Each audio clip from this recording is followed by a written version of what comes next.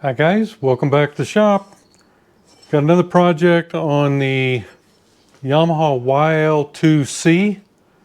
YL2C sprocket. This one here is extremely worn and they don't seem to be real available. I'm probably lucky that I have a good rear one. Of course, these most of the time probably didn't get used very much, but I've come up with that's just one I had. This is a YL1 39 tooth. I think they were supposed to have a 40 maybe or something. This particular one that was on it was a 37. And anyhow, you see the lack of holes. So that's one of the things that we need to do. And then we need to accommodate this one a little bit because of the difference in measurements. So let me get you overhead and we'll kind of go over that a little bit and then we'll get started on it. Okay, there's a little bit of difference in the width. These are both for 420 chain, but you can see here on the back side, this is the side that goes against this piece that's reinforced on the sprocket. If you're using the small sprocket, that gives you the distance so that your chain will clear and not hit the back sprocket. And of course, when you're using this sprocket, it goes on there like that. So, like I say, I'm probably lucky. I just was looking on eBay and I see one of these for 250 bucks.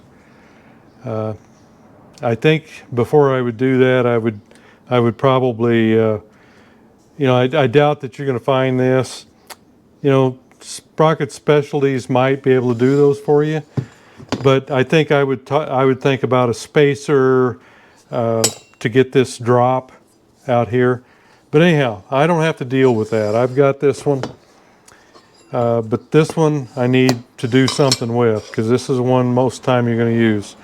So really, this is not going to be too big a deal. I'll just bolt these two together and punch my holes, and then we'll go drill those. It should drill okay. I don't think it's hardened or anything. And once we do that, you can kind of see the thickness difference here. Like I say, they're both for 420, so it'll work the way it is. But we're at about 228 there on the face, and about 241 or so there on the face. So we need to take a little bit of a cut on the back. It's not going to be as much as this one. I just want to take a little bit, and it looks like maybe 10 or 20 thousandths is going to do it. I'll try to get a little bit better measurement there. And to do that, of course we'll just set it up in the lathe in the with the chuck in here, and we'll cut this down. We'll of course got to indicate it and all that. But the first thing we need to do is get the holes. And this side here where it's recessed, we're not going to have to do that. This sprocket is thinner to start with. If you look at right like that, the whole thickness of it, you're looking at about 236. Now these are thousandths I'm dealing with. And then if you get one knife on the outside, the thickest part, and then the other one right here, so you can kind of see where it started.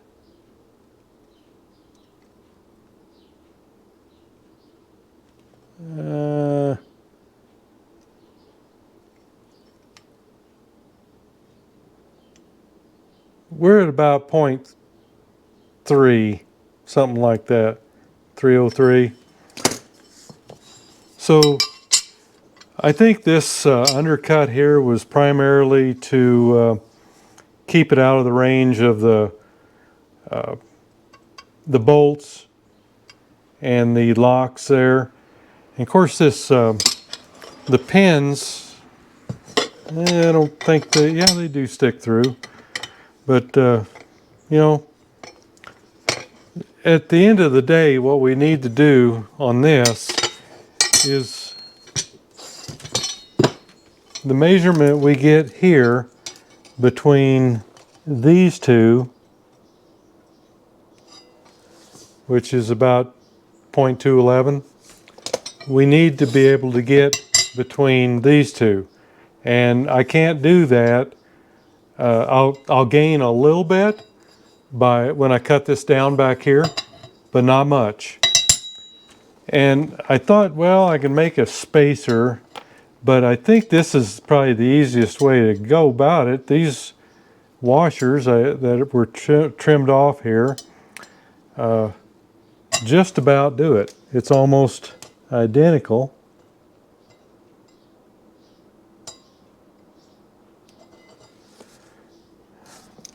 Yeah, let's see here.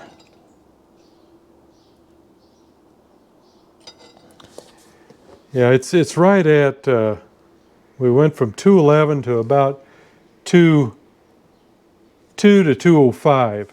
But when we back cut this one 10 thousandths or 20, whatever it was, then we're going to gain some there, and this will just about be right.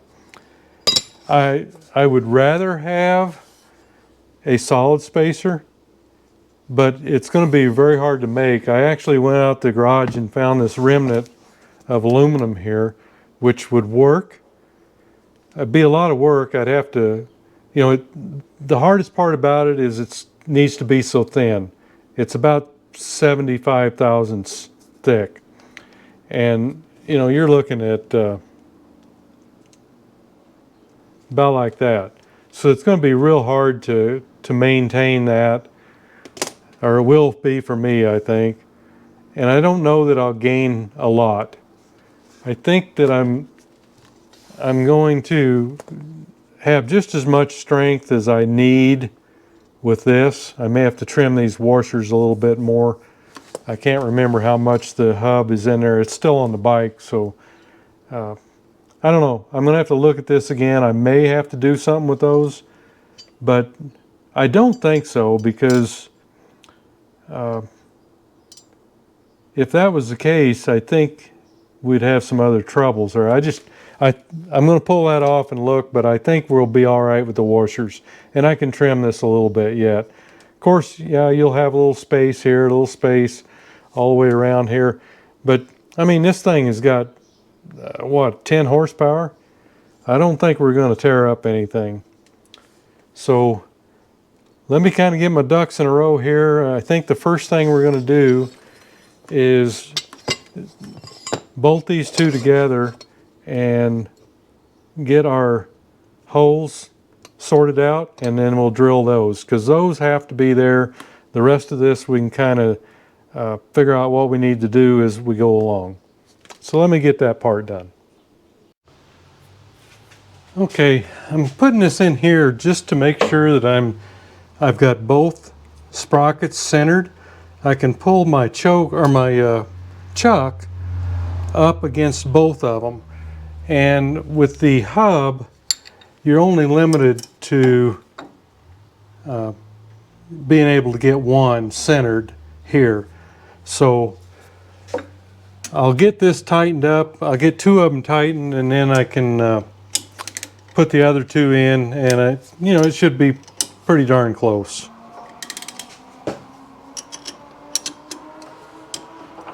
Get them really snug so they're not going to move.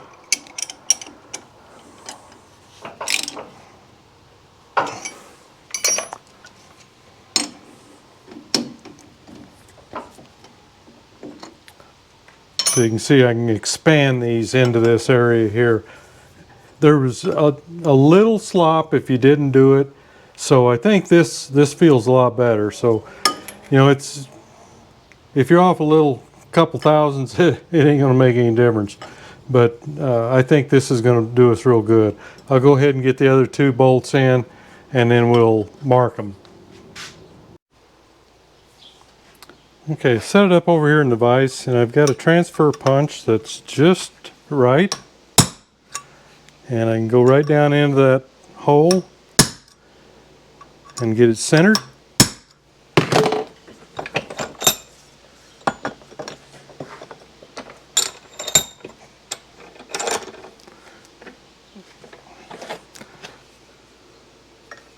You could probably drill it with the right through this one, but I don't know. There's not a lot of meat there.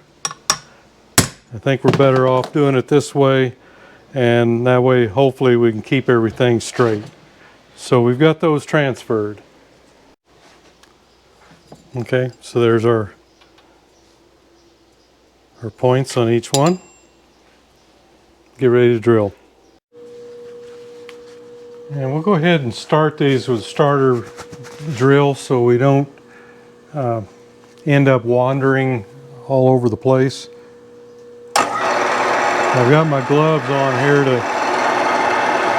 of course I'm not going to go all the way through with this one.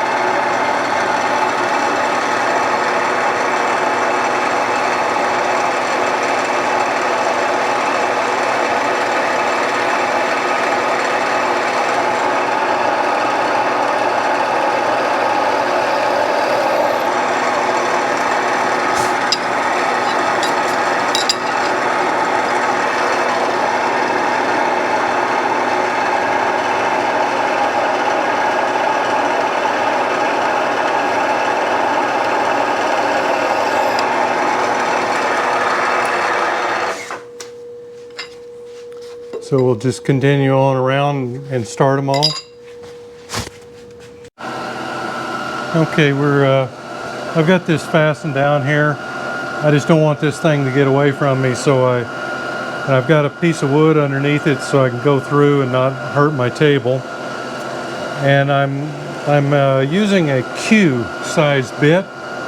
It's just about perfect. I actually let this kind of self-center, then I tighten it down.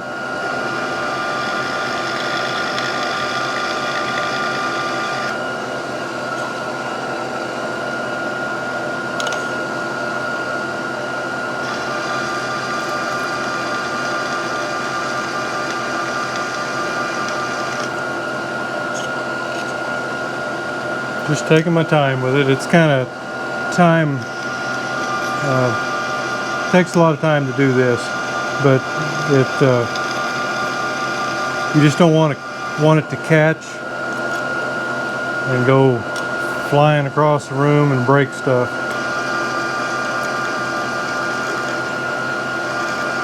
So I wait until I see some wood chips,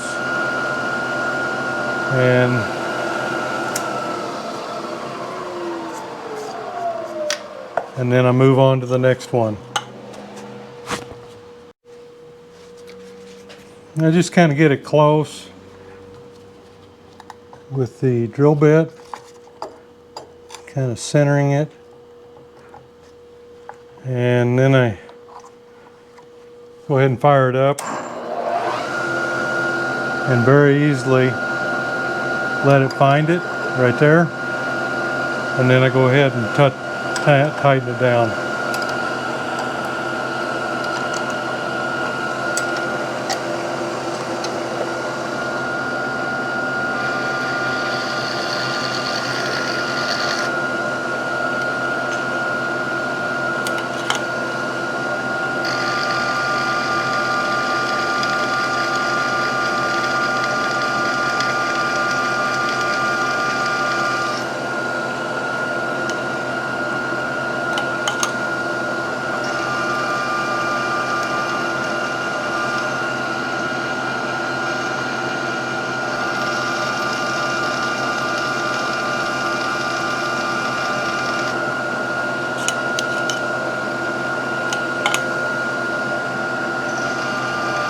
Running about 300 RPM on the mill here.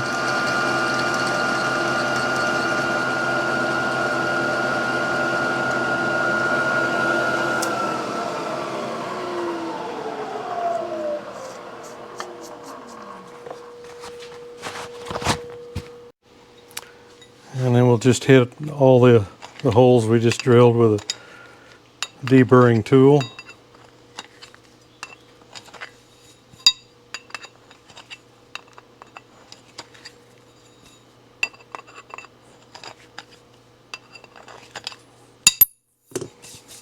Okay.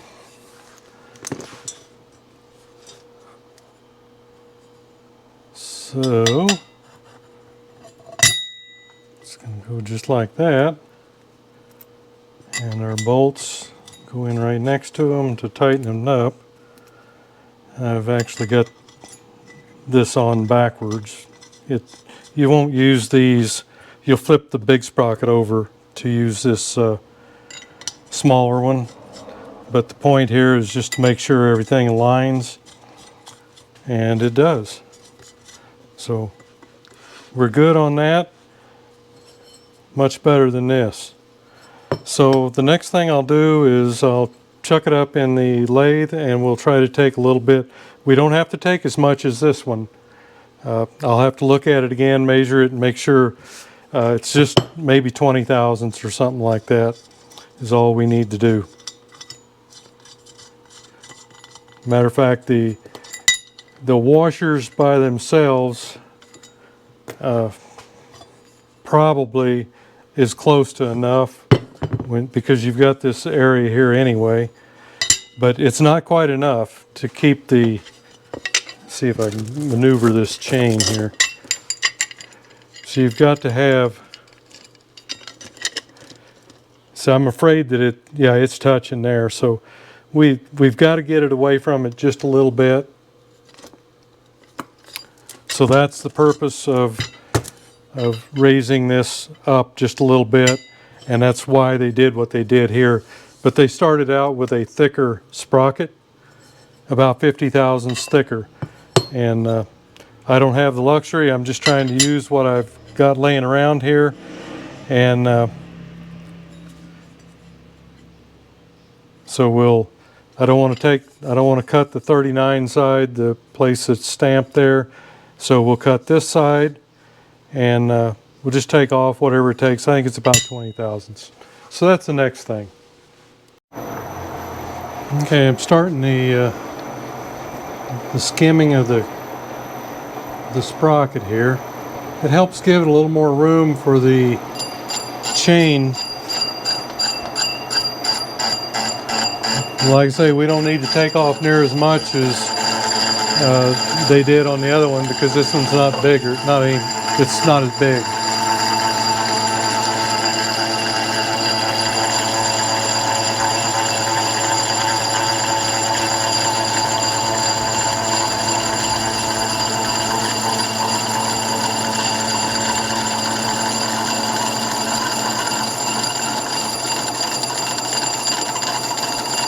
Once it gets past the teeth, it's smoother, of course.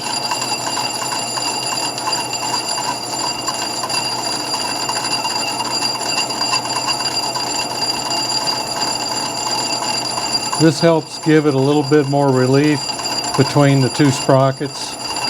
But like I said, most of what we're doing we need to take care of by adding instead of taking away. But I'm just trying to make the two sprockets the same thickness at the teeth.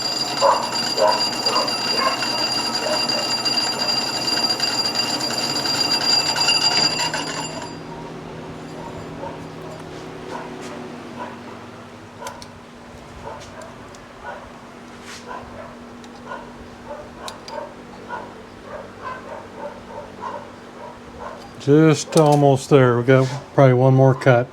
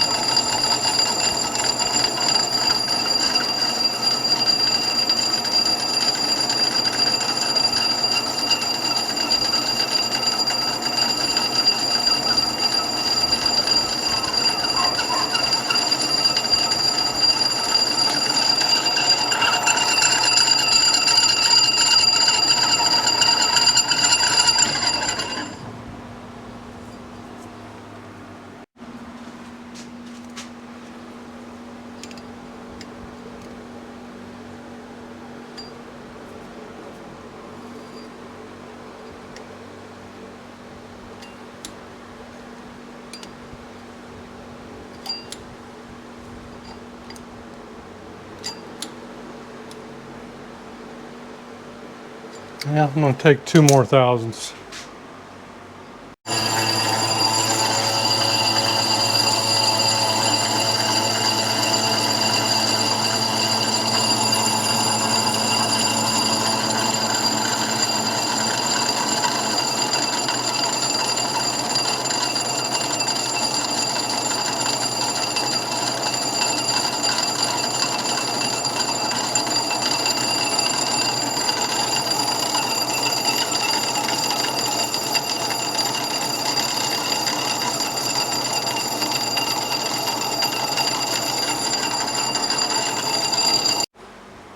Okay, I think that's good for this one.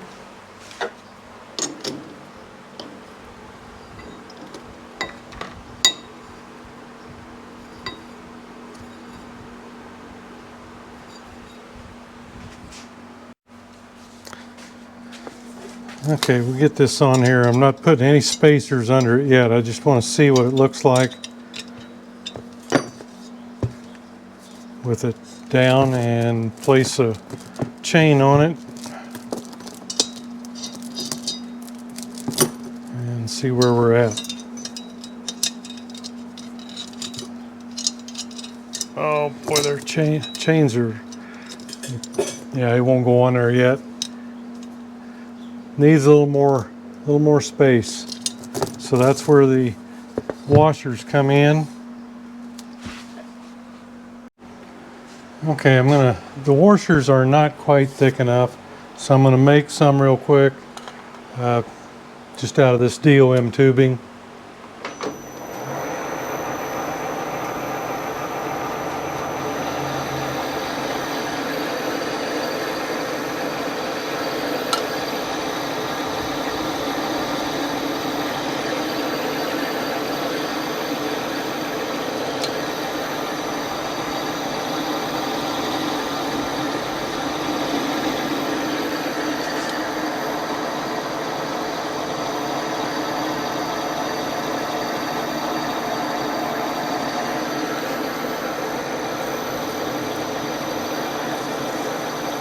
I may still make a solid, just a one-piece spacer.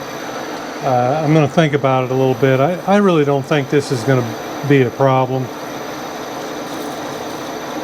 But I may do that.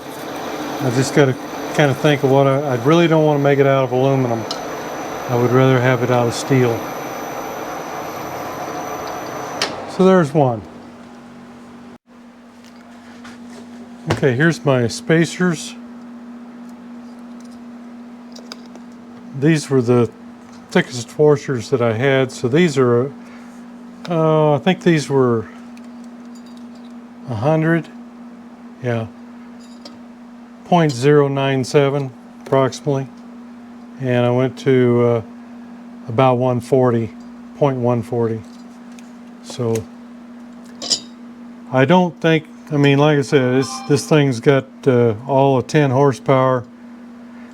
I don't think it's going to be an issue. We just want to make sure that we've got the spacing right, and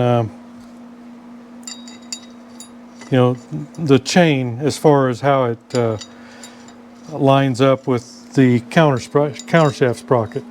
So that we'll put this back on, and then we'll see how that's going to look.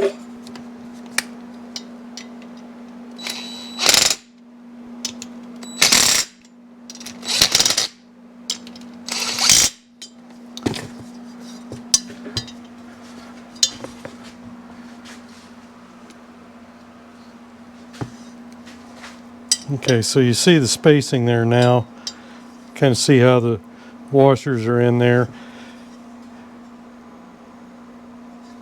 And let's see. Oh, the chain.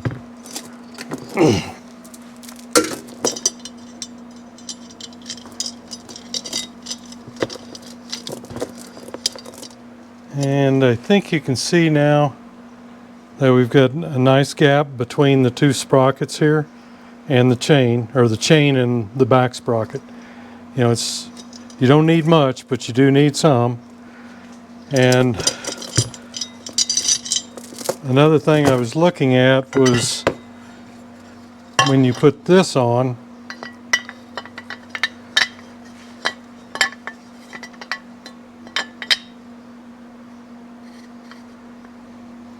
you've got to have some space between your pins here. And my golly, we're kind of still close.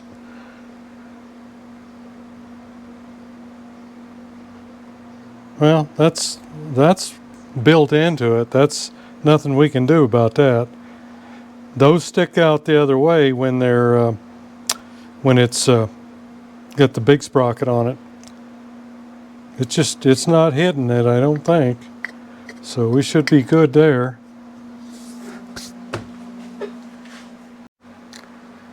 Okay, looks good so far. The pins are just barely not touching. Everything's tightened up, so we've got plenty of space there. So the only thing left to do is to install it and make sure our chain is going to be running true with the countershaft sprocket.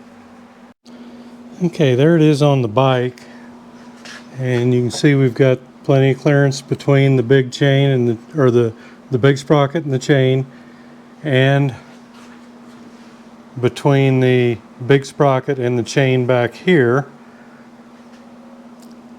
And then I'm going to have to cut this and reattach it because it was on the big sprocket. We're probably not going to use that, but we'll save the piece we take out, and that way if we need to, then we can do that. But everything looks like it's doing pretty good there. And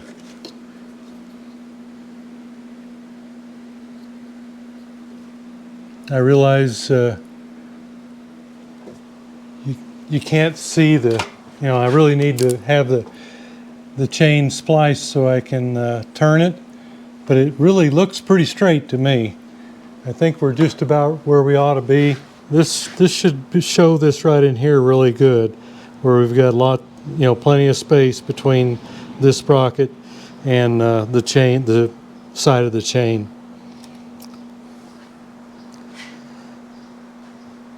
And what I did on that was I used the YL1 chain or sprocket. They're the same 420 chain as the YL2, and in this case I had a 39. Actually, I've got several sprockets for this. I could have went back to a 37, but I think the 39 is going to give it a little more tractability. That's pretty high geared. You're not going real fast anyway. So I think we have a success here, and the the pins all went through the extra holes. And if you've got a sprocket, you've got most of the problem made, because you just need to be able to drill those holes. So you just bolt those two together, drill your holes, and then if you need to deal with something else as far as spacers go, you can do that. You just can't get these sprockets anymore. Okay, there you have it.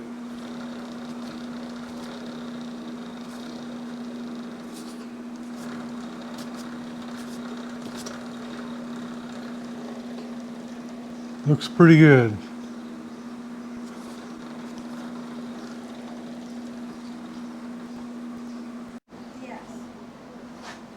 Okay, now we've just got to move the chain guard up to the other position, and I think we'll be all set as far as sprockets go.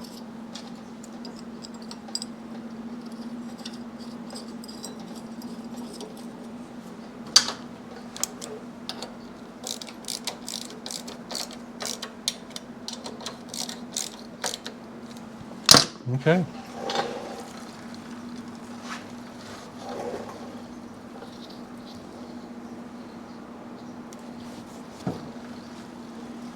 So it looks good.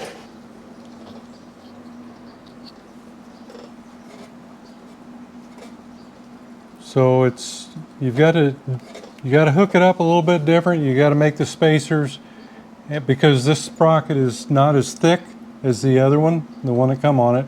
It had that shimming already on the back of it. It was part of the sprocket. So this will work for me. I don't think I'm going to have any issues at all with this. Well, there you have it, guys. New sprocket for the Trailmaster 100. It wasn't too bad a job. You've got to measure up the old one, and whatever you're working on, if you're lucky, you can get one the same size, same thickness. But you're going to have more work on the lathe to do it. But those things are just hard to come by, and in this case, I only had just a little bit of lathe work, and you probably could have got by without it, because I only took off about 20 thousandths.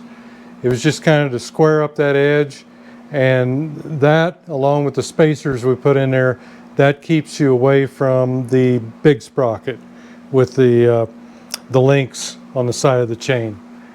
But I think that'll do us good, because you know, the big sprockets, you know, when are you going to use those? Not very often. So and like I said before, I saw one on eBay, $250 for the big one. So I am consider myself very lucky that I have that one and didn't have to mess with that. But I think I would be trying to do the same thing as make one from something else. You can always drill them, put the pins in or whatever. You just got, the only thing that's going to be kind of hard to deal with on that is that offset.